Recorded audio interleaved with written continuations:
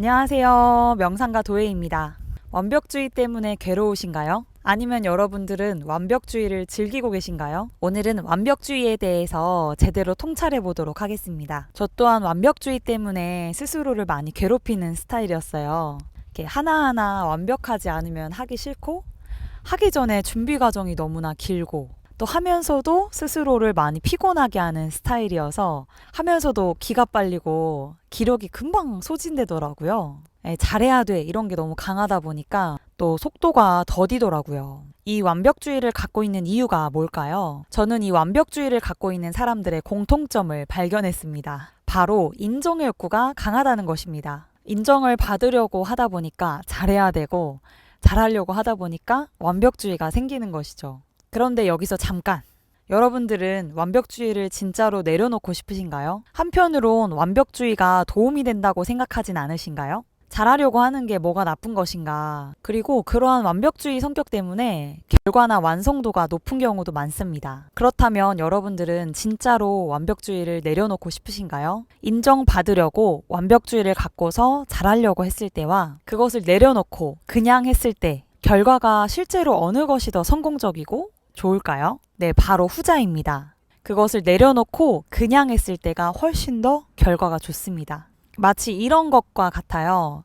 내가 완벽주의를 갖고서 잘하려고 하는 집착을 갖고서 하는 것은 은과 같아요. 금은 아니에요. 은이에요. 근데 나는 금을 본 적이 없어요. 그리고 금이 있다고 생각하지 않습니다. 내 눈에는 동과 은밖에 안 보이니까 동을 잡을 바에야 은을 잡겠다. 뭐 이런 심리죠. 그리고 이게 최선이라고 생각합니다. 그래서 사실은 여러분이 원해서 완벽주의를 갖고 있는 겁니다. 그렇다면 금은 뭘까요? 바로 내려놓고 그냥 하는 것이 금입니다. 은보다 금이 훨씬 더 좋죠. 내려놓고 그냥 하는 것이 금인데 그것이 금인지 잘 모르는 이유는 경험해보지 않아서 그렇습니다. 우리는 과거 기억 속에 피해당했던 기억들을 꽉 움켜쥐고 살아갑니다. 다시는 피해보지 않기 위해서요. 그래서 못하는 상황을 마주하지 않기 위해서 완벽주의를 꽉 움켜쥐고 사는 겁니다. 그러니 눈앞에 금이 있어도 잘 보이지 않아요. 은이 훨씬 익숙하고 이 은이 나에게 더 유리할 거라고 생각하기 때문에 그래요.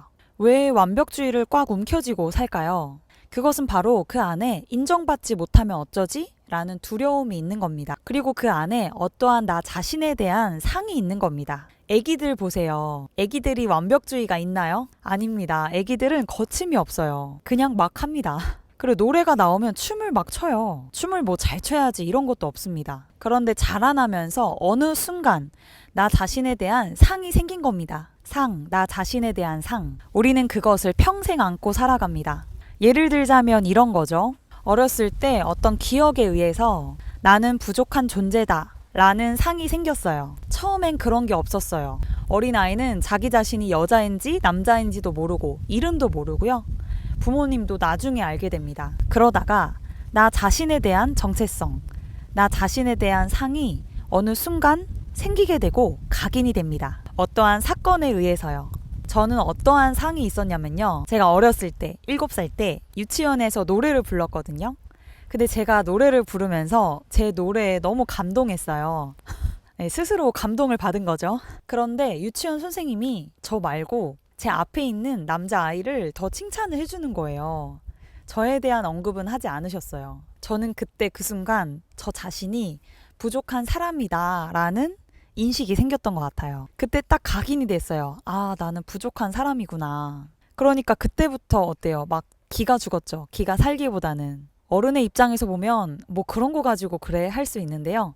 아이의 입장에서는 그게 세상의 전부죠. 네, 기가 죽어 살다가 중학교 1학년이 되어서 어느 날 우연히 엄마 따라서 서점을 갔는데 그 서점에서 힐러리 책을 보게 됐어요. 저는 그 책 첫 장에 나오는 글이 아직도 잊혀지지가 않아요.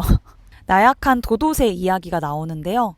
힐러리의 어린 시절을 나약한 도도새로 표현한 거고 그 나약한 도도새는 날개가 없게 되고 도태가 된다 뭐 이런 내용이었고 그것을 극복한 힐러리에 대한 내용이었어요. 저는 그 나약한 도도새가 저처럼 느껴졌어요. 딱히 뭐 하나 내세울 것이 없는 아이 그리고 마음은 아주 나약한 아이 같았어요. 저는 그 책을 보면서 이런 선택을 했던 것 같아요. 아, 이렇게 힐러리처럼 이렇게 능력 있고, 주체적이고, 똑똑하고, 똑부러지고, 성공을 해야 되겠구나.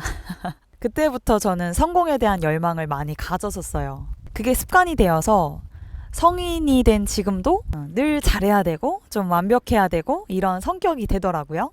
사실 그렇게 완벽한 꼼꼼한 성격은 아닌데요. 전혀 아닌데요.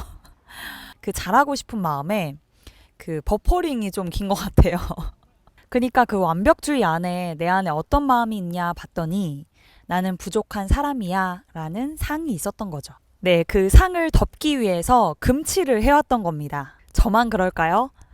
제가 상담한 많은 분들이 이런 경우가 많았어요. 네, 중요한 것은 내가 나의 내면에서 나를 어떻게 규정 짓고 있느냐. 그 근원까지 바라보는 것, 그리고 그것을 내려놓는 것. 근데 그 밑바닥을 보지 않고 내려놓는 것은 손바닥 뒤집는 거하고 똑같아요.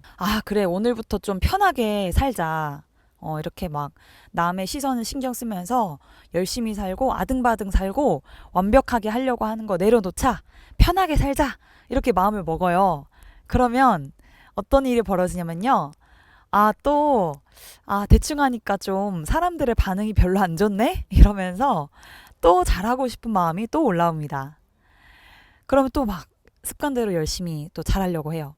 그러다가 또 힘이 빠지고 이건 아니다 싶을 때는 또 확 놔버립니다. 이거 몇 번 반복하다가는 인생이 끝나는 거죠. 그러니까 뭐가 정답인지도 모르는 채 한풀이 하다가 인생이 끝나버립니다. 그러면 도대체 어떻게 하란 말이냐고요?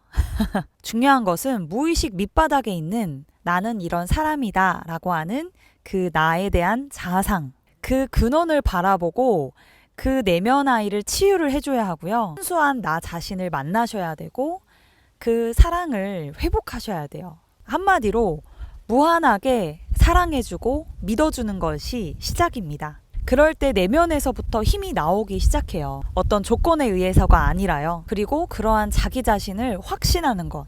그 마음의 힘이 여러분이 원하는 일을 진짜로 이룰 수 있게 도와줄 겁니다. 그 완벽주의를 가지고 창조를 하는 거는요. 어느 정도는 될 수 있는데 사람들에게 감동을 줄 수는 없습니다. 흉내를 낼 수는 있지만 혁신을 할 수는 없어요. 진짜 창조, 진짜 혁신은 그리고 진짜 감동은요. 내면의 빛에서부터 나옵니다. 그리고 자기 자신을 사랑하고 무한하게 믿는 마음. 그것이 나에게도 좋지만 세상을 위해서도 좋은 일일 때 무한한 힘으로 뻗어져 나올 거예요. 그리고 그 아이디어를 현실에 이루는 힘이, 파워가 나올 것입니다. 핵심은 여러분의 마음입니다. 여러분의 마음이 모든 것을 창조할 수 있습니다. 그 진짜 순수한 마음의 힘을 만나보시기 바랍니다. 그때 진짜 인생이 펼쳐질 거예요. 네, 여기서 영상 마무리하겠습니다. 여러분을 항상 응원합니다. 다음에 더 좋은 영상에서 뵙겠습니다. 감사합니다.